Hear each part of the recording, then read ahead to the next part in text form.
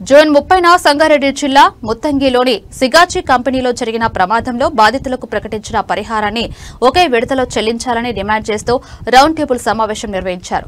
Scientist for people, మానవ హక్కుల వేదిక మరియు Telangana people's joint action committee సంయుక్తంగా ఈ సమావేశాన్ని ఏర్పాటు చేశారు. ఈ కార్యక్రమానికి ప్రొఫెసర్ కోదండారాం, సైంటిస్ట్ బాబురావు, వసుధ నాగరాజు న్యాయవాది, Y Ashok Kumar, TPJAC convener R Venkatareddy, జాతీయ కన్వీనర్ ఎంవీఎఫ్ ఉస్మాన్, ఏపీసీఆర్ హాజరయ్యారు. ఈ సమావేశంలో వివిధ కంపెనీల కార్మిక నాయకులు, ప్రమాదంలో మరణించిన వారి కుటుంబ సభ్యులు, బంధువులు మరియు బాధితులు పాల్గొన్నారు. బాధితులకు తక్షణమే పూర్తి న్యాయం జరగాలని వారు డిమాండ్ చేశారు. ఇంజూర్ అయిన వాళ్ళ ప్రతి ఒక్కరి గురించి మేము కంపెనీ వాళ్ళతో మాట్లాడాము. అక్కడ హెచ్ఆర్ వాళ్ళు ఉన్నారు, వాళ్ళతో మాట్లాడిన విషయం ఏంటంటే, మేము మీకు అండర్టేకింగ్ ఇవ్వడం కాదు, మా వాళ్ళు బాధపడుతున్నారు, ఇంజూర్ అయ్యారు, ఇబ్బందుల్లో ఉన్నారు, మీరు మాకు ఇవ్వండి అండర్టేకింగ్. దేని గురించి? వాళ్ళకు ఫర్దర్గా హాస్పిటల్స్కి ఎంతైతే ఖర్చులు అవుతాయో అదంతా మీరు భరిస్తామని చెప్పేసి మీరు ఇవ్వండి. అమ్మాయిలు సార్, దివ్య, సుష్మా ఇద్దరు పెళ్ళిళ్ళు అవ్వలేదు, వాళ్ళ పరిస్థితి ఏంటి? దాని గురించి అని చెప్పేసి మేము వెళ్ళి మాట్లాడితే వాళ్ళ నుంచి ఎట్లాంటి రెస్పాన్స్ లేదు. తర్వాత నాకు బాబురావు సార్ గారు మాట్లాడారు. అంటే తర్వాత మాకు ఈ కంపెన్సేషన్ అనేది సరిపోదు, ఫర్దర్ ట్రీట్మెంట్ ఏదైతే ఉందో అది చేయండి. వాళ్ళిద్దరు అమ్మాయిలు కాబట్టి పెళ్ళిళ్ళు అవ్వలేదు, వాళ్ళకు ప్రతి దాంట్లో మీ సహకారం ఉండాలి, మీరే చూసుకోవాలని చెప్పాము. కానీ వాళ్ళ నుంచి ఎట్లాంటి రెస్పాన్స్ లేదు సార్.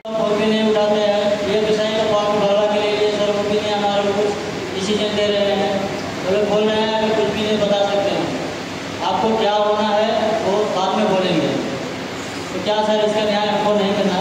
हमारा बच्चा तो नहीं मिला, उसका माँ बाप को कम से कम उसका ज़िंदगी तो पार होना। नमस्ते सर. చెల్లించాలి, ఇది కూడా చాలా కీలకమైనటువంటి డిమాండే. మూడవది, ఇప్పటికే ప్రభుత్వం కూడా అన్ని కంపెనీలను సర్వే చేస్తున్నట్టుగా కోర్టుకు అఫిడవిట్ దాఖలు చేసింది. ఆ కంపెనీల్లో దాదాపు 450 కెమికల్స్, ఫార్మాస్యూటికల్ కంపెనీలు ఉన్నాయి. వాటిలో కూడా ఇంకా సరి అయినటువంటి భద్రతా చర్యలు ఈ కంపెనీలను కూడా గుర్తించడం జరిగింది. నా దృష్టిలో ఇది ఒక మంచి నిర్మాణాత్మకమైన చర్య ఇవాళ ప్రభుత్వం మొదలుపెట్టింది. ఈ నిర్మాణాత్మకమైన చర్య కూడా ఒక కార్యరూపానికి రావాలంటే ఎక్కడెక్కడ లోపాలు ఉన్నాయో అక్కడ ఖచ్చితంగా కఠినమైనటువంటి ఒక చర్యలను కూడా అడగవలసినటువంటి అవసరం ఉంది. ఇది చాలా కీలకం.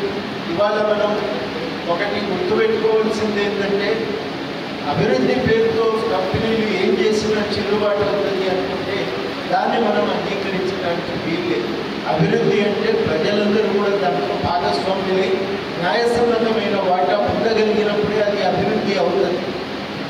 ఐక్యరాజ్య సమితి చాలా స్పష్టంగా ప్రకటించింది, అభివృద్ధి అంటే అందరూ ఉమ్మడిగా నిర్ణయించుకొని తీసుకొచ్చినటువంటి విధి విధానాలు, ఆ విధి విధానాల వల్ల అమలు వల్ల వచ్చేటువంటి ఫలితాలు అందరికీ దక్కాలి, అందరూ అనుభవించగలగాలి అని వాళ్ళు స్పష్టంగా పేర్కొన్నారు.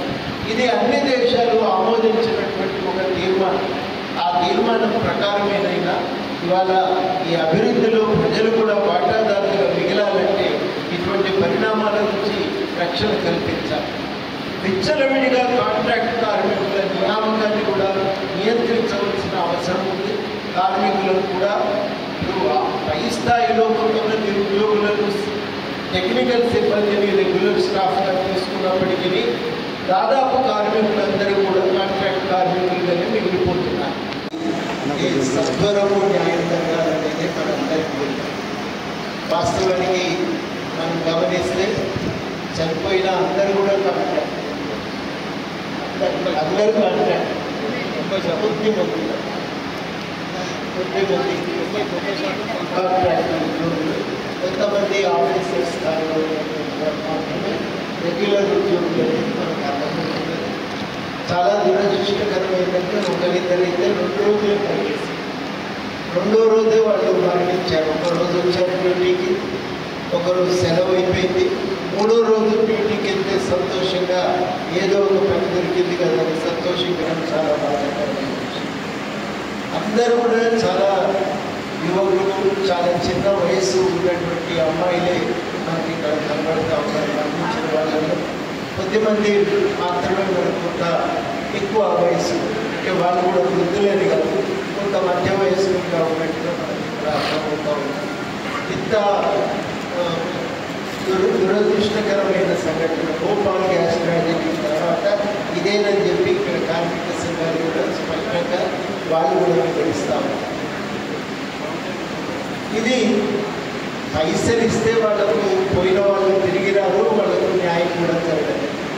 కాకపోతే చాలా కీలకమైందంటే ఆ కుటుంబం మిగిలిన వాళ్ళైనా మనం నిలబెట్టడానికి అది చాలా కీలకం ఉంటుంది. కాబట్టి ప్రభుత్వం ప్రకటించిన విధంగా ₹1,00,00,000 సహాయం, బాధితులకు కూడా గాయపడినటువంటి వాళ్ళకు కూడా సంపూర్ణమైనటువంటి సహాయం అందించవలసిన అవసరాన్ని అందరూ కూడా అంగీకరిస్తున్నాం. ఇది ఈ రౌండ్ టేబుల్ సమావేశానికి సంబంధించిన ఉమ్మడి డిమాండ్గా పత్రికలు కూడా గుర్తించాలని ఈ సందర్భంగా నేను పేర్కొంటున్నాను. చాలా బతుకులు చిత్రమైపోయి, చాలా మరి ఈ వయసులో అమ్మాయిలు భర్తలను కూలిపోయి, తండ్రులను కూలిపోయినటువంటి పిల్లలు తమ ఇంటి వాళ్ళను కావలసిన వాళ్ళను కూలిపోయినటువంటి బంధువులు మనకి ఇక్కడ కనబడతా ఉంటారు. ఎక్కడెక్కడి నుంచో వచ్చి ఇక్కడ నమ్మకంగా ఒక ఉద్యోగ భద్రత ఉంటుందనే విశ్వాసంతో వాళ్ళు ఇక్కడికి వస్తే ఇవాళ ఇంత అన్యాయం చేయాలి.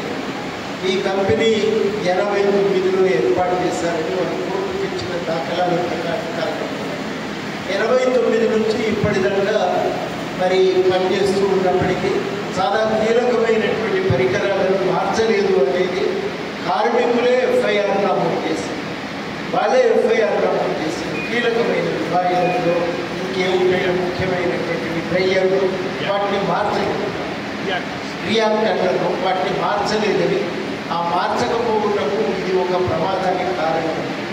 ఏది ఒక పౌడర్ ఆ ధూళి మొత్తం కంపెనీలో వ్యాపించి అది కాలినప్పుడు అది కూడా నిప్పంటుకొని ఒక విపరీతమైనటువంటి పేరుడుకు కారణమై విధ్వంసాన్ని సృష్టించిందని కూడా నిపుణులు చెప్తున్నారు. చాలా కీలకమైన విషయం ఏంటంటే వీటన్నింటినీ అధికారికమైన నివేదికలలో కోర్టులో ముందు కూడా అంగీకరించడం జరిగింది. ఇది మన అందరం కూడా ఇవాళ గుర్తించవలసినటువంటి విషయం.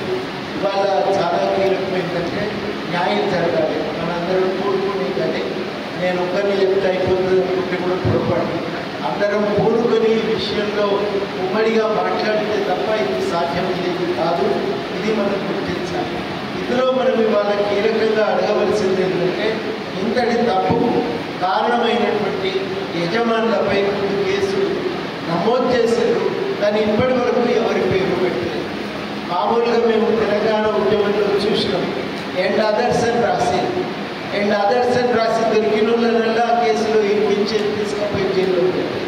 ముఖ్యంగా ఉస్మానియా యూనివర్సిటీ విశ్వవిద్యాలయంలో గమనించి ఒక 5-6 విద్యార్థి సంఘ నాయకుల పేరు రాసి అండ్ అదర్స్ అని పెట్టి తమకు క్రియాశీలకంగా పనిచేసే ప్రతి ఒక్కరిని దాంట్లో తీసుకుపోయి జైల్లో పెట్టి వాళ్ళ మీద కేసుల్లో ఇరికించి వాళ్ళని ఇబ్బంది పెట్టి అట్లా కొన్ని సందర్భాల్లో జైలుకు పోయి నిరాహార దీక్షలు చేసి రావడానికి కూడా వాళ్ళు కష్టపడాల్సి వచ్చింది.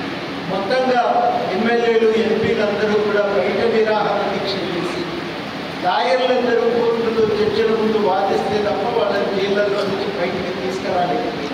మరి న్యాయం కోసం తెలంగాణ ఉద్యమంలో ఇట్లాంటి విద్యార్థుల పట్ల అట్లా ఇంతమంది ప్రాణాలను బలి తీసుకున్నటువంటి ఒక యజమాని విషయంలో నువ్వు ఇంత ఉండాల్సిందా?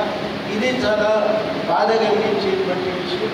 తప్పకుండా ఇప్పటికైనా బాధ్యులు వాళ్ళ పేర్లు రాయాలి, వాళ్ళను అరెస్ట్ చేయాలి, తప్పకుండా వాళ్ళను కూడా కోర్టు ముందు హాజరుపరచాలని చెప్పి మనందరం మొట్టమొదటి డిమాండ్గా లేవనెత్తాలి.